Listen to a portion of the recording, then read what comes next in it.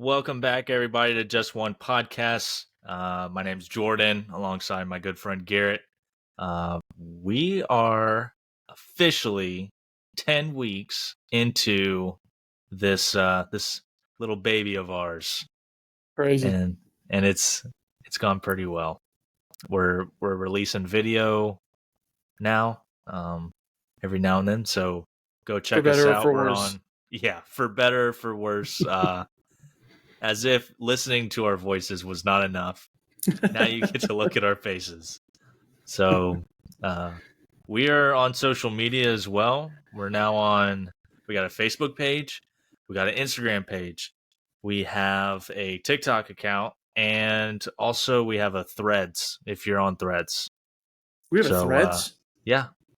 We're on. Well, if you have, I didn't even know that. If you have Instagram, you pretty much have Threads. So okay. For all 5 people that live their lives on Threads and like to go to Threads, we're on there as well. So it's out there. Go give us a follow, like, subscribe to our YouTube channel.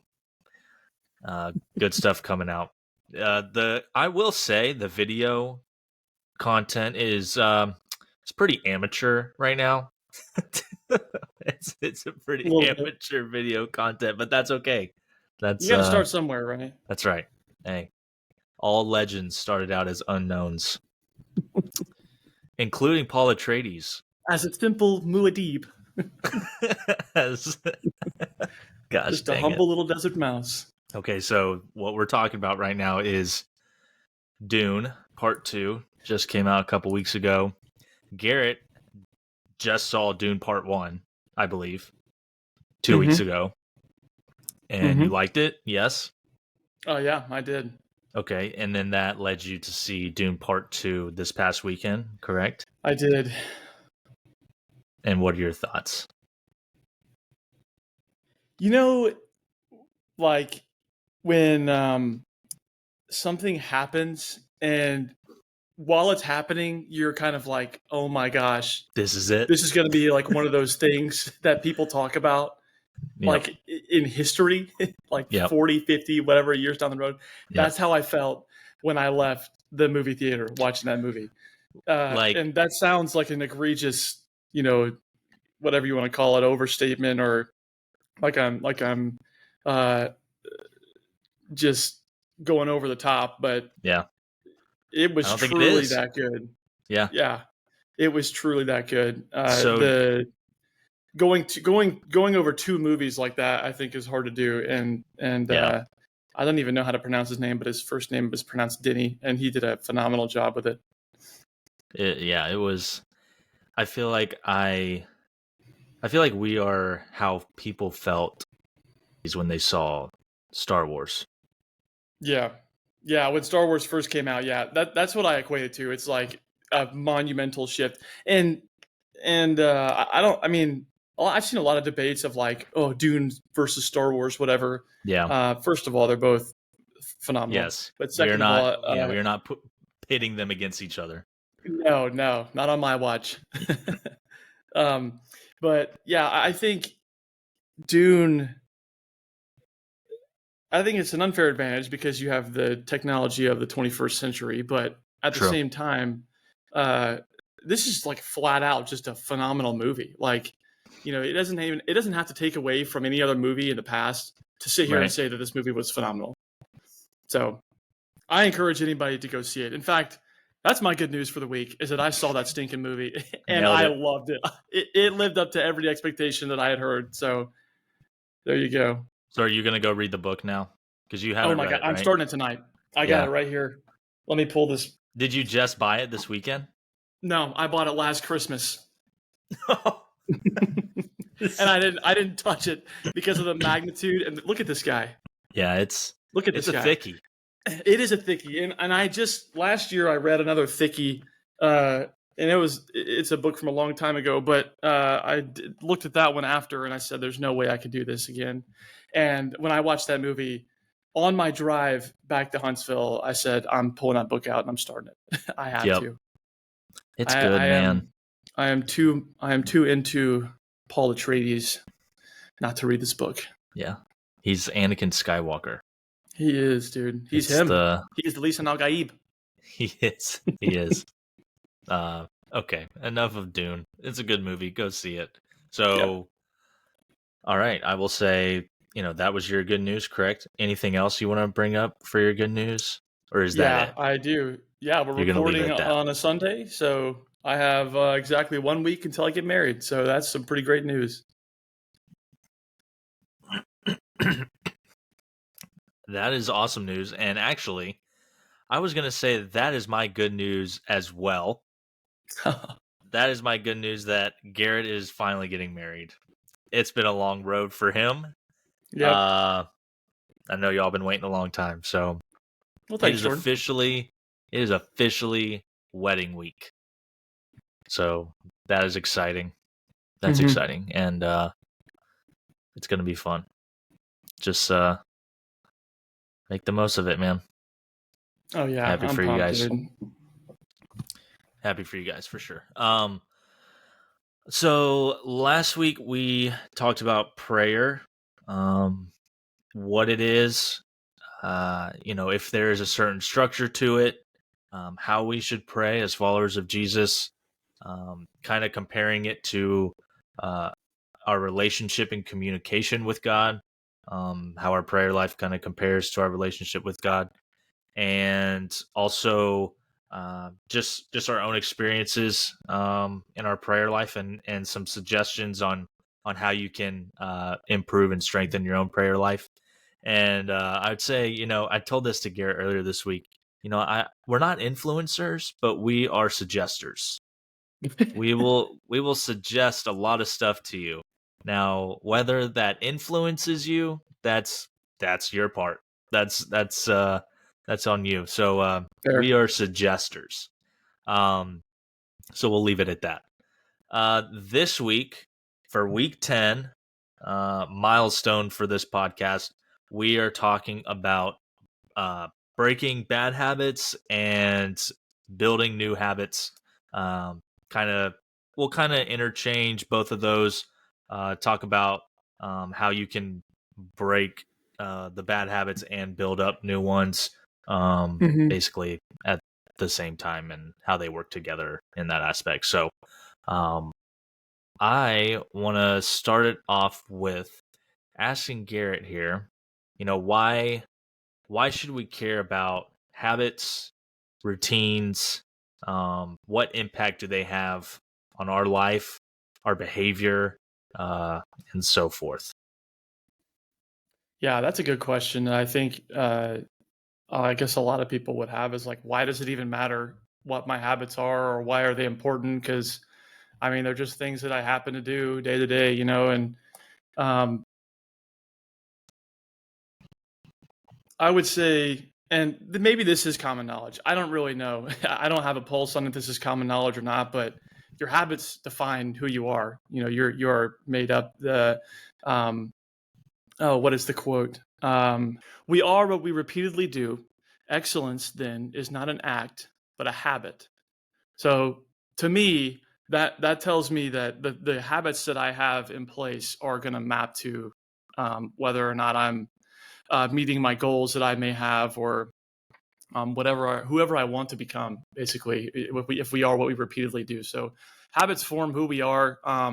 There's a great quote that I think was in Atomic Habits. I'm not sure if it's attributed to James Clear, the author of Atomic Habits. And I'm going to quote that book a lot today, by the way, because I just don't, in my personal opinion, I don't think anyone does habits better than James Clear. So I'm going to quote him a lot today. So a lot of this is just it's not even my information, but I just think it's so good that I have to share it. So full attribution to James Clear. I don't know if he's responsible for this quote, but it's in his book. It says, "We do not rise to the level of our goals. We fall to the level of our systems." And systems are characterized by habits. The systems that we have in place are made possible by the habits that we have. And habits, they like I said earlier, they map us to our goals. And so Jordan and I talk about a lot, trying to get 1% better every day. And I think you can do that, or you can get 1% worse every day based on the habits that you have. So Yeah. long-winded answer just to say, why should we care about them? Because they map to goals and map to who we are and who we ultimately will become in this lifetime. Yeah, that's good. I think, and when you say that our habits, or I'm sorry, we fall to the level of our systems. Systems can be, uh, like our environment, the environment that we put ourselves in, Mm-hmm. the groups of community that we associate ourselves with, Mm-hmm. um, whatever, etc. Fill in the blank It's there. whatever we have in Uh, place. right. So, uh, and maybe not fall to the level of our systems, but like fall or rise to the level of our systems, so to Yeah. speak. So, I think what the quote is getting across is that we will go to the default, whatever yeah, default we have in place, like because we're creatures of habit and we're creatures of consistency. So whatever we consistently do, whatever we have as set as the default, whenever we're put in a situation maybe of pressure or of difficulty, or I guess even in just everyday life, we are going to default to whatever it is that we have in place. So yeah, the habits that you have in place, those are going to make or break what you do because you're going to default to those habits.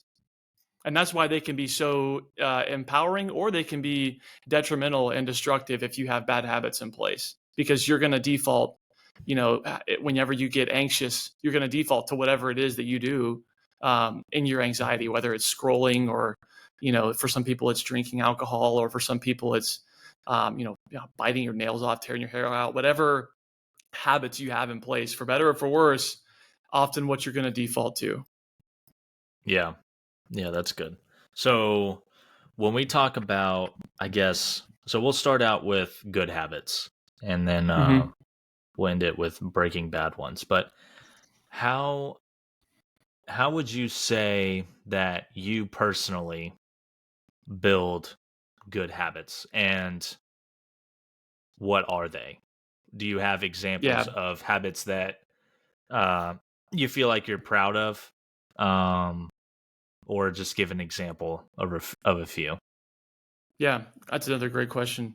How I build habits is probably not the most effective, and it does work for me. And after I talk about how I build them, I want to again bring up James Clear, because I think he does a phenomenal job and he makes it really easy.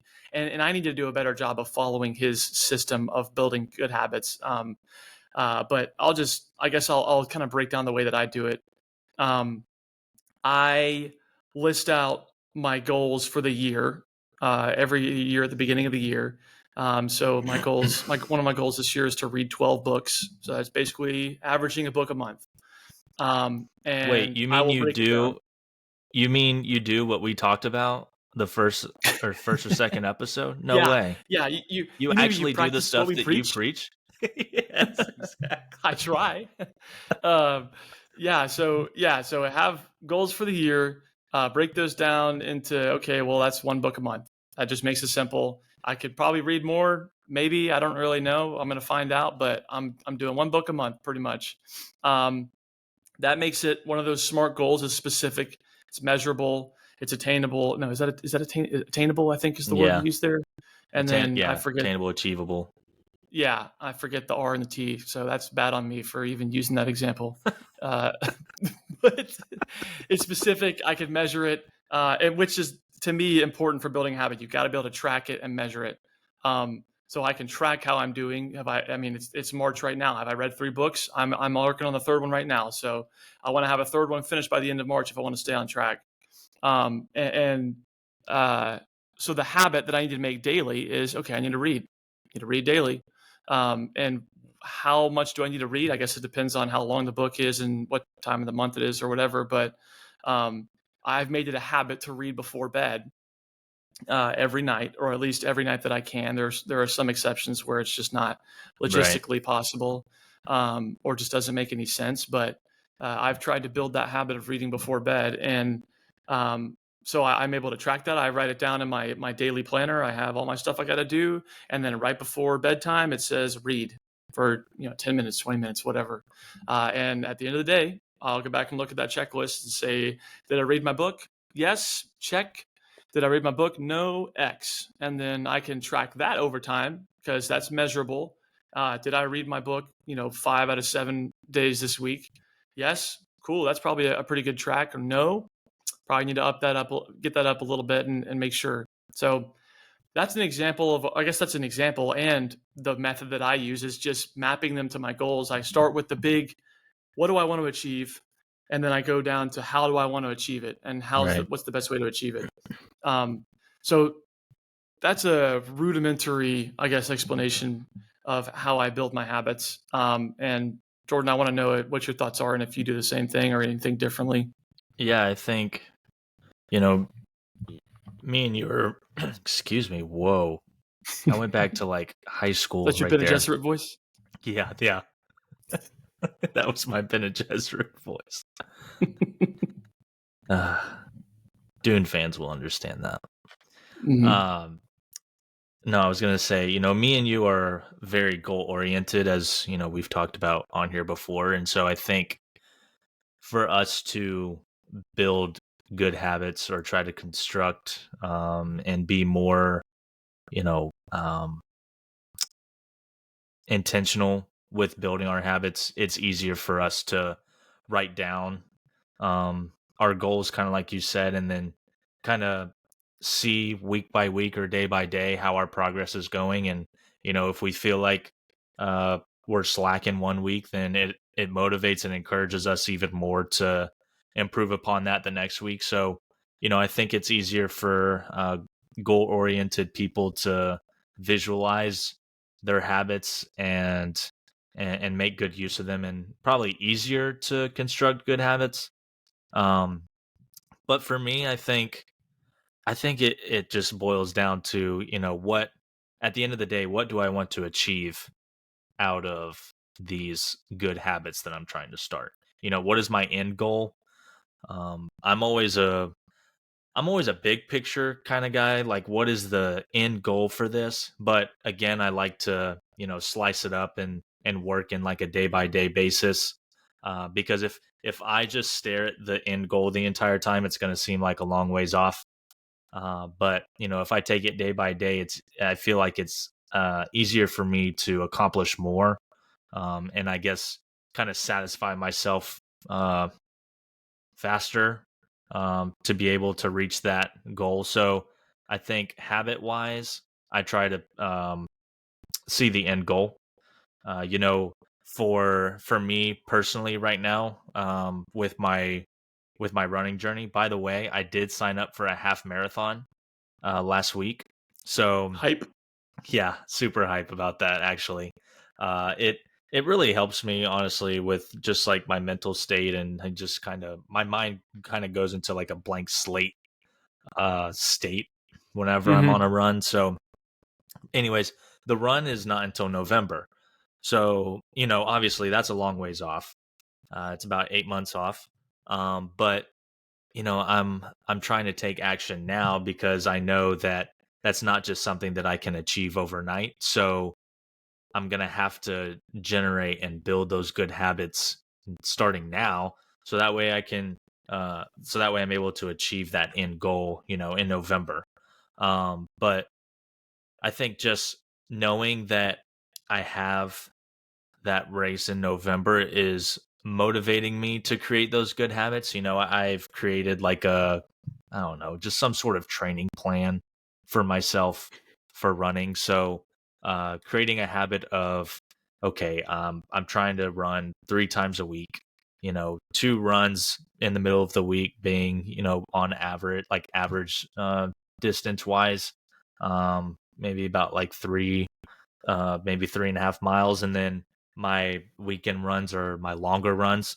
So I'm in like week 3 of kind of doing that system so far. And, once I've once I've realized that, okay, this system is working for me and I'm getting, immediate feedback from myself, I feel good about it. It's easier for me to uh, continue on with that habit because I know that it works for me. Not everybody's habits can work for everybody. Mm-hmm. But I think habits have to be unique to yourself. So it works for me.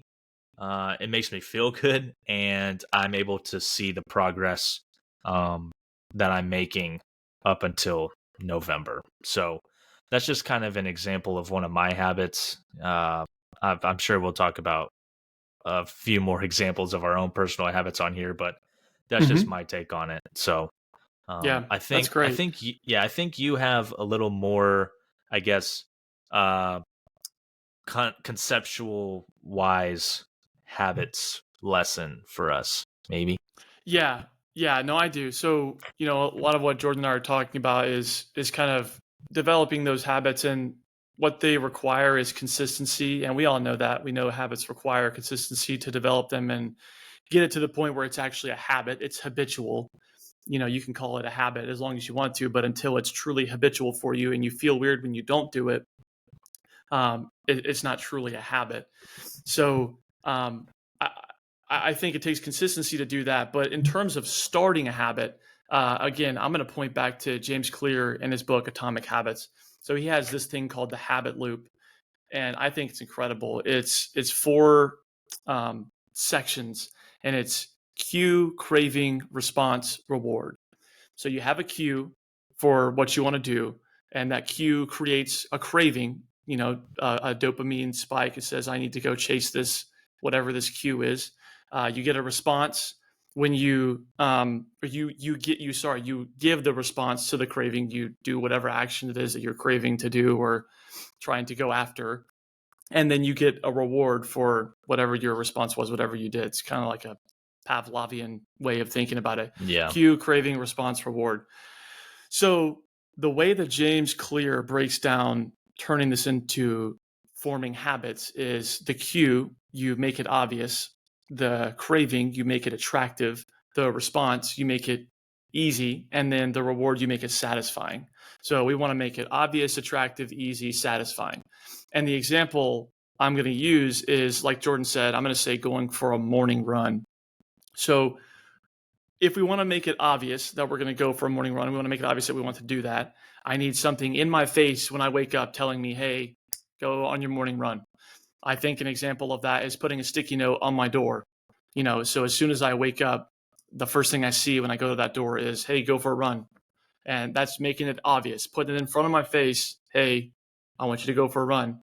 And then we get to craving, make it attractive. And this is one that's difficult to do sometimes, especially for habits that we want to form that may be good for us, but we don't necessarily inherently find attractive, which is Like why I them, chose running.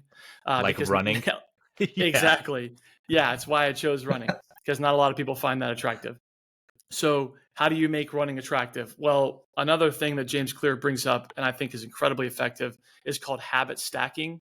And you essentially do exactly what it says. You're just stacking another thing on top of this. And I think that's an easy way to make something attractive. So, what you could stack on that is, for example, okay, every time I get to go to run, I get to listen to, my favorite music. Or even more so, every time I get to go for a run, I get my favorite protein shake and my favorite breakfast after. Like I know I'm going to get breakfast and a protein shake after I run. So I'm going to tie my running to that. I don't get my breakfast and protein shake until I go for the run. And that makes it attractive because now you're not just thinking about the run as the craving. You're thinking about whatever food, that the omelet you're going to make or the bowl of cereal or whatever, and the protein shake that hopefully your protein tastes good. I can't stand a nasty protein shake. I, Oh I man, love protein, but man, yeah, when it's not good, it's just not good. it ruins the I used to taste buds drink, for the entire day. right? I know it. And I used to drink, man, I used to be an absolute animal. I used to drink my protein shakes with water. That is psychotic. I don't know why I did that or who told me to do that. That I should have think been I just was Morgan's too first red lazy. flag. Oh my gosh, I don't think I ever told her. I used to do it back in college, and I think I was just too lazy to go buy milk. So I just would get water from the sink and put my protein powder in it, and I should have been in jail for that. That's like serial killer tendencies right there. I know. I've since moved on from those tendencies. But making your protein shake taste good, that's an easy way to make a running attractive, bottom line. So make it attractive, make it easy. I think the way that you make going for a morning run easy is go ahead and set your stuff out in the morning. Jordan, when you go for runs Yes, in the morning, do you have your stuff set out? I do it for my runs. I do it for, going to the gym in the morning. Like when I Yep. go to the gym the following morning, I know that when I wake up, I do not want to put like a gym bag together because I go straight Yep. from the gym to the office for work. Yep. So, I put my bag together at night. All my clothes, my shower bag, all of that stuff, because it's just so much easier for me to wake up, just get out of Mm-hmm. bed, put your clothes on for the day, grab the bag, and go. Just go. It Yep. just makes it so much easier. And every single time that I have not put a bag together, and my alarm goes off for the gym, I don't go because I'm like, gosh, I still got to get my bag together. I got to Yep. pick out my outfit for the day. Like, there's just too much Yep. work. Like, I'm just gonna snooze. And so, Mm-hmm. yeah, just preparing yourself, Mm-hmm. So Very good.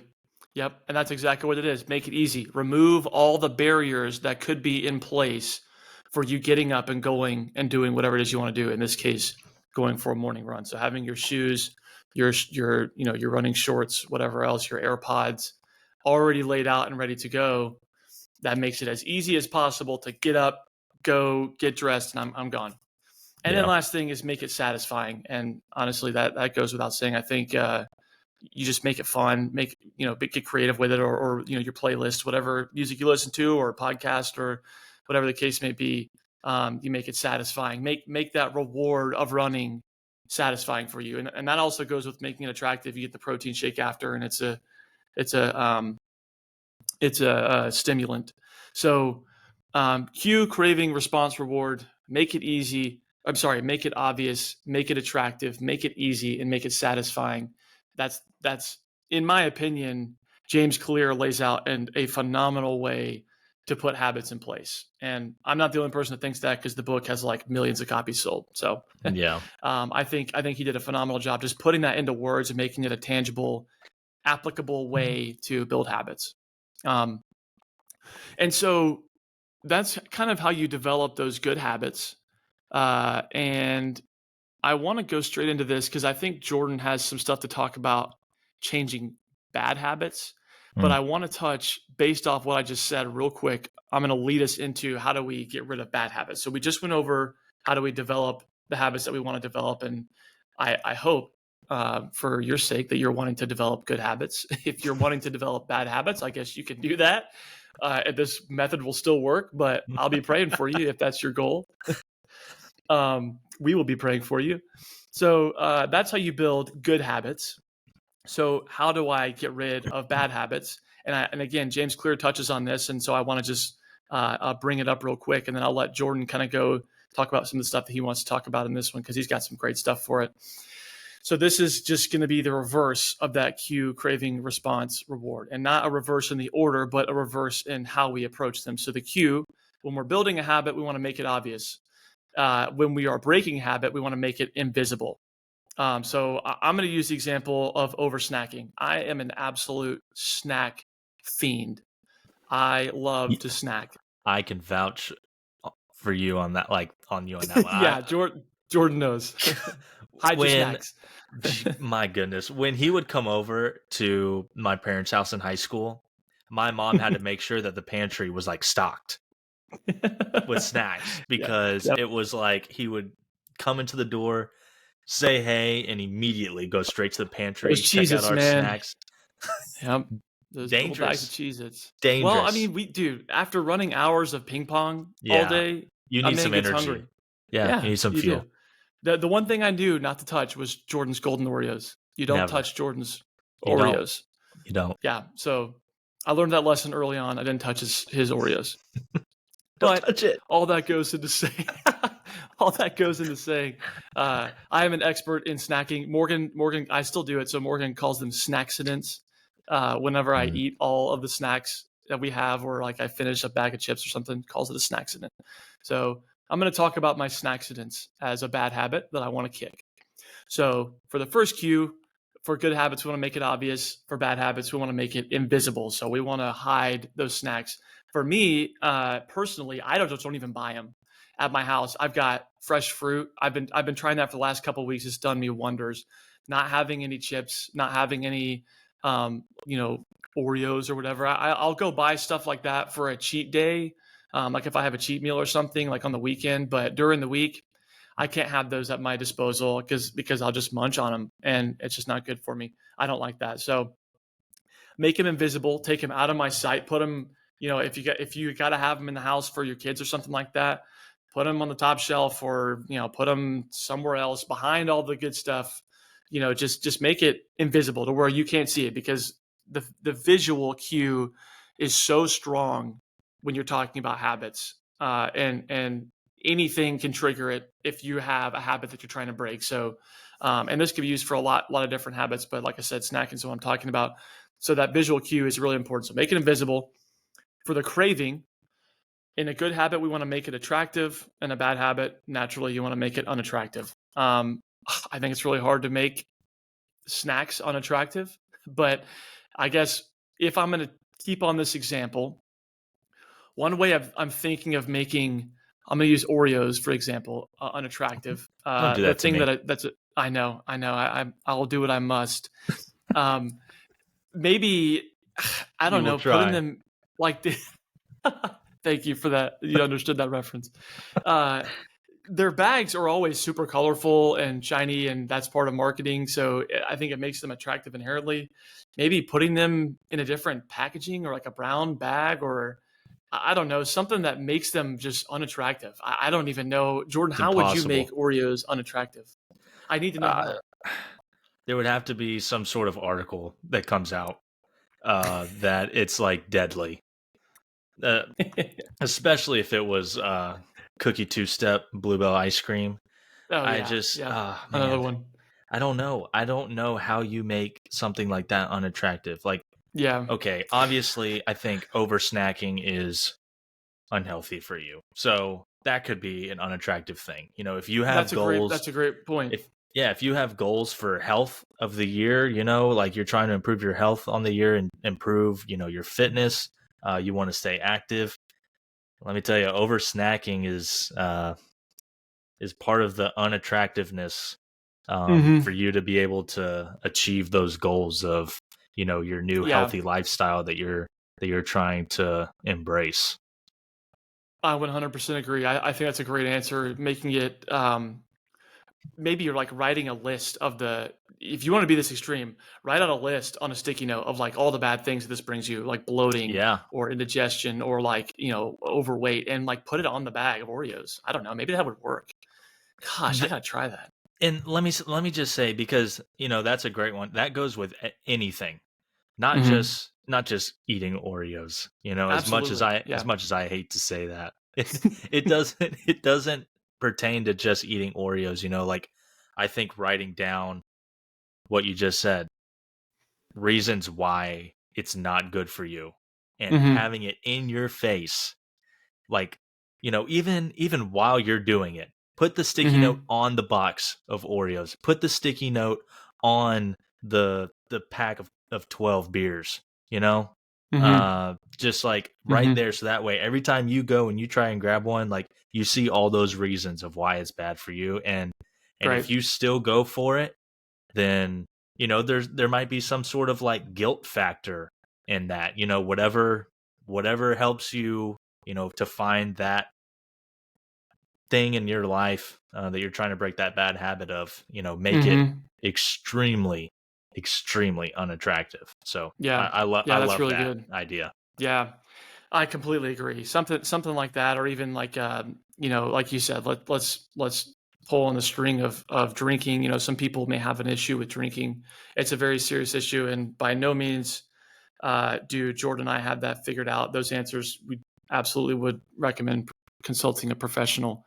Um, but like you said, putting a list of the bad outcomes, the bad possibilities of that, or what I'm thinking, you could put a picture of your family or your kids on there to remind you, like, hey, this doesn't just impact me. This Hmm. impacts a lot more than just Garrett. I'm not the only one. I may be the one making this decision, but I'm not the only one that's going to be affected by me making this decision. And that's also a sobering reminder, when you're dealing with more serious bad habits that you're trying to break. With like if you're struggling with drinking or struggling with things you shouldn't be looking at. reminding yourself of the consequences of those things in different forms, not just in a sticky note, but the people around you may be an excellent way to kind of reinforce the unattractiveness of that habit. So Yeah, that's good. great discussion there. That's a really good takeaway that, I didn't even think about before this episode, and there we go. So that's why we do this, right? So making it unattractive, the response where we would want to make it easy, the opposite for a bad habit, we want to make it difficult. So make it difficult to reach for those Oreos. Put them, I guess that kind of goes with making them invisible. Put them in the back of the pantry, man. Put them in a lockbox if you got to, and make a passcode, or I don't know. If it's really that big of an issue for you, make it difficult, dude. Or gosh, make somebody else go buy the groceries so that you don't get tempted to buy the Oreos in the first Yeah. place. Just put as many barriers between you and that thing as you possibly can, that you have to break through this barrier and break through that one and break through this one. If you're looking at stuff you shouldn't be looking at, putting, even like parental controls or passcodes, like having accountability partner, put in passcodes, or, for alcohol, I don't know, a restriction on your debit card, or I don't know, something along those lines. I think there are different ways to do it that I may not know off the top of my head, but just putting as many barriers as you can between you and that habit that you're trying to break, I think makes it easier, because it's going to be more difficult for you to reach that habit. And then the last thing is the reward. So making it satisfying for a good habit, we want to make it unsatisfying for a bad habit. And that kind of maps to all the things that we were just saying a minute ago. You want to get an accountability partner and kind of have somebody watch what you're doing. Even if it is something as simple as snacking, you can get your husband or wife or kids, or whoever, to just keep up with how you're doing. And when you have to answer to somebody else, it is very unsatisfying, and there's pangs of remorse and regret whenever you have to answer to somebody else. So whatever ways you can make it unsatisfying and just kind of take away whatever it is, whatever power that habit has over you, that's how you make that unsatisfying and continue breaking those habits. So to recap on the bad habits, from Atomic Habits, James Clear, the cue, make it invisible; the craving, make it unattractive; the response, make it difficult; and then the reward, make it unsatisfying. That's how we're going to break these habits. And this is all practical, by the way. There is also, Jordan and I are big proponents of the faith part of breaking habits, and asking the Lord to deliver you from things, and having people in your circle that are praying over you, and accountability partners. I think that's a spiritual aspect of it too. But we wanted to get really applicable on this episode, and kind of just make it like, hey, what can I start doing right now in my decision making that will help me to build or break these habits? And so that's kind of where we're at right now. And I'm going to get off the soapbox, because I think Jordan's got some good stuff to say too. But I think in general, that cue, craving, response, reward is a really good way to just handle habits as far as they go, all the way across the board. Yeah, I love that tool there. Like we just did, we gave you ways to use that tool for good habits. We gave you that tool for ways to break bad habits. I personally have not read Atomic Habits yet. It has been on my reading list for quite some time now. But I really think that this discussion is going to influence me to go and it's going to suggest to you. No, you made the suggestion. I am being influenced. Oh, okay, there we go. I'm officially an influencer. Congratulations. No, but I think it's really well done, and it's thorough. You can use it for quite literally any example or any habit that you're trying to build or break. I think for me personally, I try to identify like all triggers, like all cues, kind of like we just talked about. Now this is pertaining to breaking bad habits. So I try to identify, all my triggers that might lead me to that bad habit again. And I actually hear this. I've heard this quite a few times. Both from men and women who are trying to just stop drinking alcohol. Not that they are uh, just addicts. They're just abusing alcohol, but they just don't like how it makes them feel. And I've heard them say, I don't like my habit of feeling like I have to drink with my friends every single weekend. It doesn't make me feel good. I feel like my next day is wasted. I just don't like it. And then they Mm-hmm. say, I like to hang out with my friends, but that's really all that they want to do every time I hang out with them. And it's like waving a massive, massive red flag. I mean, if Yeah, if you're saying something like that and you're like, I don't like it, but every time I hang around these people, I feel like I have to partake. Man, maybe it's time to step away. And that's a whole lot easier said than done. But mm, maybe it's time to step away from that community. And yeah, the very first thing that we said on this episode was us falling to the level of our systems, and that is the level of our environments right there.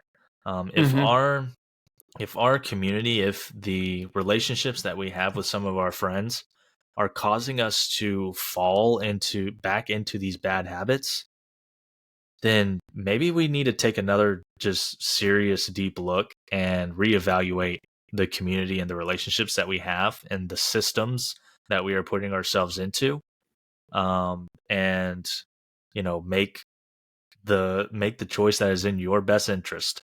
I'm That's not I'm good. not saying you have to completely just cut off the friendship there, but if your friendship with them is at the expense of your mental health, your emotional state, and you continuing to fall into bad habits, then uh, I think people who listen to this are smart enough to know what they need to do. So I That's good. advise you to look into that if that is you.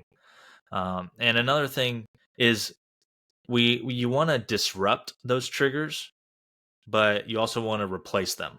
So you identify the triggers, you want to disrupt them, kind of like Garrett said. Put up every single barrier or blockade that you possibly can, um, for you to not get back into that bad habit. But you also want to replace the trigger, or remove it, so to speak. Yeah, that's really good. So there have been times in my life, and Garrett as well. I hope he doesn't mind me bringing this up, but like Please. we we feel like we are just too involved in social media sometimes. Like it takes over a lot of our time, and it's gone too far. Honestly, we're just too much into our phones and whatnot, and so sometimes we just need a break. Just remove social media, honestly. I'm not saying that everybody has to do that.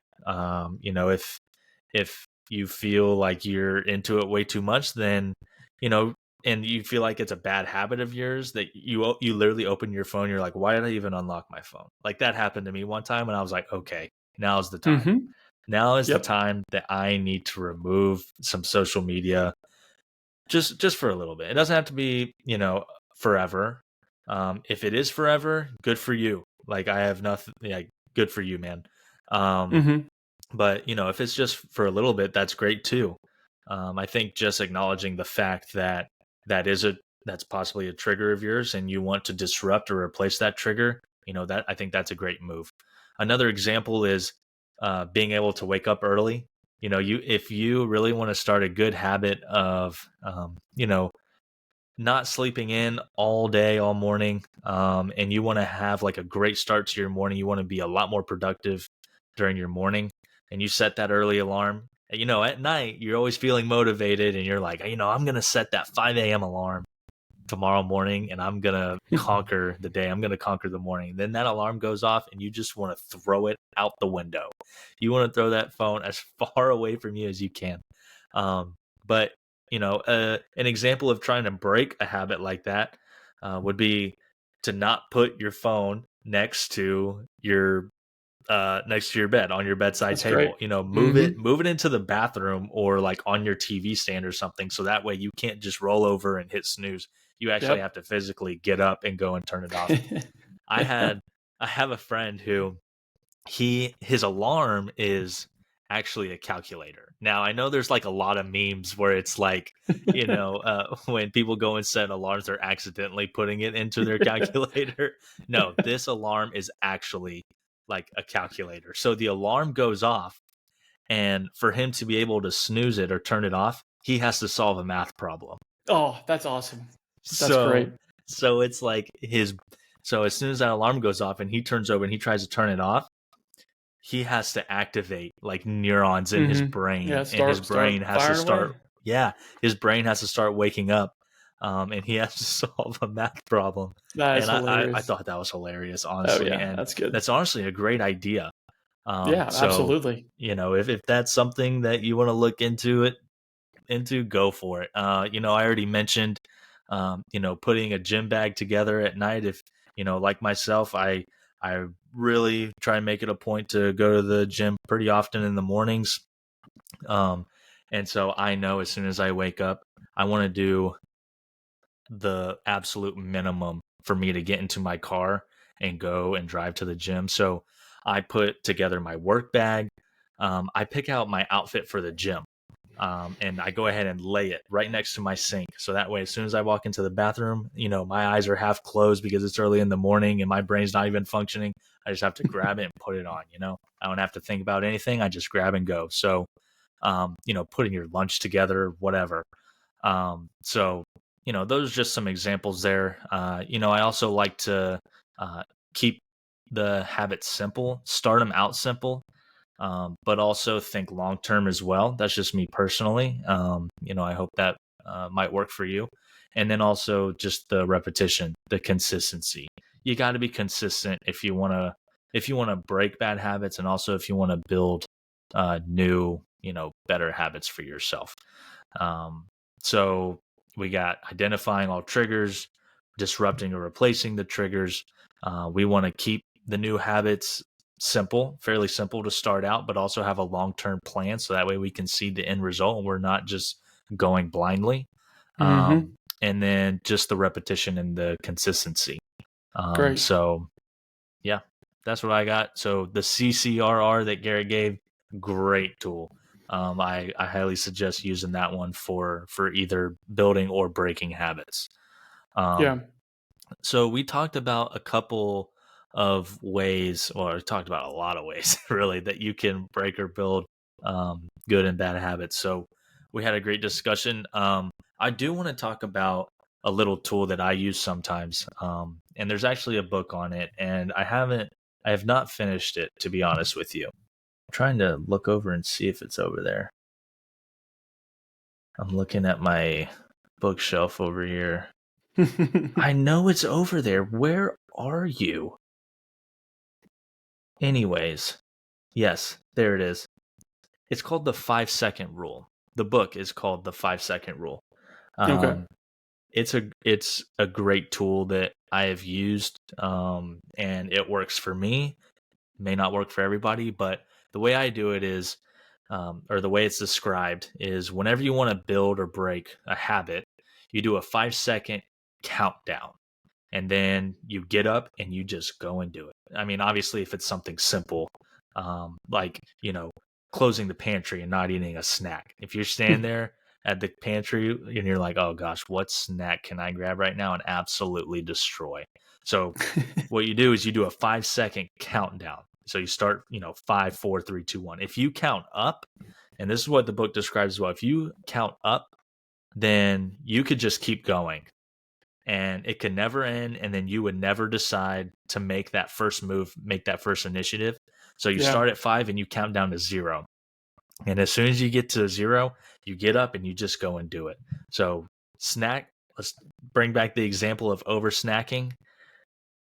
5, 4, 3, 2, 1. You close that pantry door. You drop that snack. You throw it away, and it's done. And then waking up first thing in the morning. When my alarm goes off, I do a 5-second countdown, and I'm like, all right, 0, and I just get up and I just do it, and it's like Yep. I don't even think about it at this point because I've done it so many times. I do it so often. The 5-second rule, that whenever I hit 0, like my body just innately rises from the bed. Basically, it's even though my mind and my brain is telling it to, all right, simmer down, young Yep. one, like you need a break today. But that's just a little tool that I use, and it might work for you, it might not. So I'm gonna have to give it try a that one try. out. Yeah, Yeah, I'm gonna have to try that. I've never tried it. yeah, but the key is, then they say it repeatedly in the book, is you have to do a countdown. You have Mhm. you have to do a countdown. So yeah, that's what I got. That's awesome. Yeah, that's great. And let's see. We'll close. We'll go ahead and get to closing here.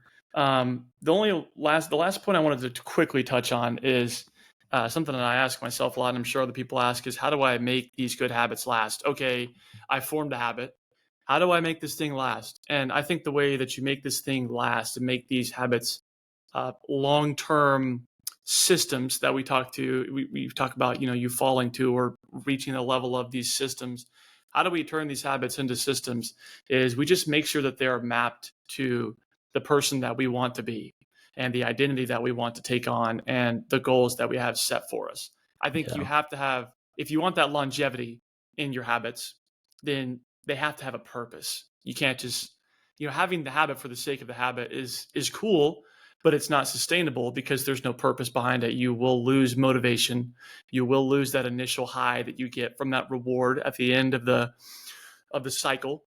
Rewards have diminishing return. That's a tale as old as time. So you have to have a sustainable purpose and goal and drive behind the habits that you form.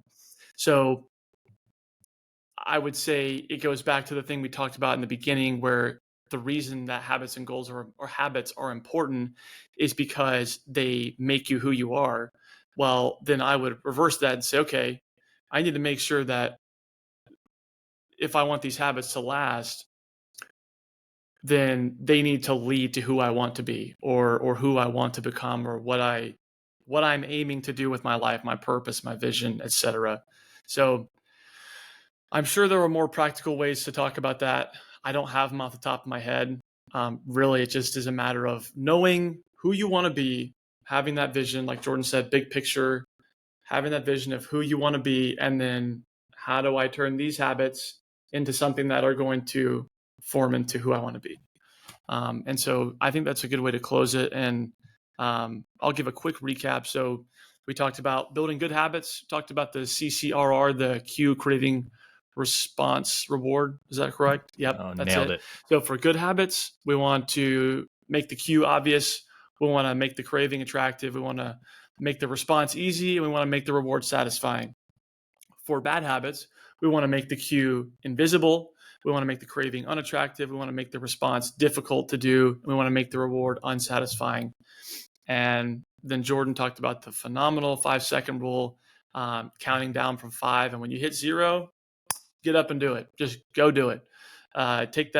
Feel that conviction when you hit 0 and stick to what you're saying. And so, Jordan, you got any thoughts before we go to an application and then we close this episode out? I don't have any more thoughts or comments, really. I mean, I think we had some really good applicable discussions here. Mm-hmm. We gave a lot of really good examples that, hopefully whoever listens can relate to at least one of those examples. I Um, will. I know I will. and then, if we didn't give an example of something that you're trying to break a bad habit of, or you're trying to build a new one of, these tools that we gave, these suggestions that we gave you, they still apply to those. Mm-hmm. So, I mean, I don't know exactly, Garrett, if you have an application, but Sure. for me, my application for myself, and then also whoever wants to use it, is One, I want to start identifying my cues, my triggers, whether they're Mm-hmm. good or bad. And then I want to use the CCRR method that Garrett talked about, pertaining to those cues and triggers. And Yep. then in order to execute those habits, I also want to start implementing more of the 5 second rule. So that way we're kind of using everything that we talked about in this episode. It's not very difficult to apply these, or at least start with identifying your cues and triggers. I think that's a good start. You're acknowledging the fact that they are cues and triggers, and then you can start listing why they're good or bad for you. So Mm-hmm. that's my Great. application for you guys. I don't know if Garrett had another one or if he just wants to expand upon that at all. Yeah, no, I think that's an awesome application. Just trying to identify those cues and triggers, and then you can start acting from there and trying to put those barriers in place. If it's a bad one, and if it's a good one that you want to continue, then removing those barriers, and going through that CCRR, and then um, I'm going to take away that 5 second rule. I'm really going to try and start that one. I do cold showers in the morning, and I hate it. I hate it, but they're so good at waking me up, and I know there's health benefits to it. I know that it gets my brain going, and I always feel better after. But man, getting myself into that shower, holy crap! I can psych myself out for 5 minutes thinking like, oh, this is gonna suck.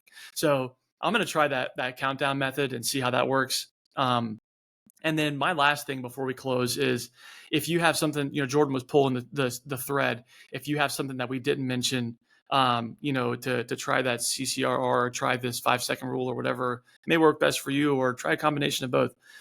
Um, Tell Jordan and me, come comment, or like message us and say, hey, I actually had a bad habit that I'd formed, and I really wasn't liking it, and I did this, and it's different than what you guys said, and it worked. Dude, I Yeah. would love to hear that. Or Yeah. if you have something that you tried and it didn't work, tell me that. I would love to know that too. Hey, I tried this method and it failed, so don't do that. I would love to learn. Jordan and I would both love to learn and love to hear your experiences on good and bad habits that you have created and or broken, and just hear feedback in general. We're not on here just to be an echo chamber. We want to interact with y'all. So please give us examples that have worked in your life, that have not worked in your life, something that you're struggling with right now. If you want advice, I don't know why the heck you're coming to us, but we will do our best to give it to you. So just come talk to us. That's it. We will simply suggest. We We will will. we will suggest our hearts out. We will. We will. All right, man. Well, that was awesome. So we'll close this out, and again, please reach out to us. We love hearing from you guys. If we have never heard from you or haven't heard from you in a while, please reach out. We Mm-hmm. love getting messages and comments and everything from you guys. So um, don't don't be afraid to slide in the DMs, so to speak. That's right. All right, man. And with that being said, we hope we made you laugh. We hope we made you smile. Now it's your turn. Go impact just one person this week. See y'all. See ya.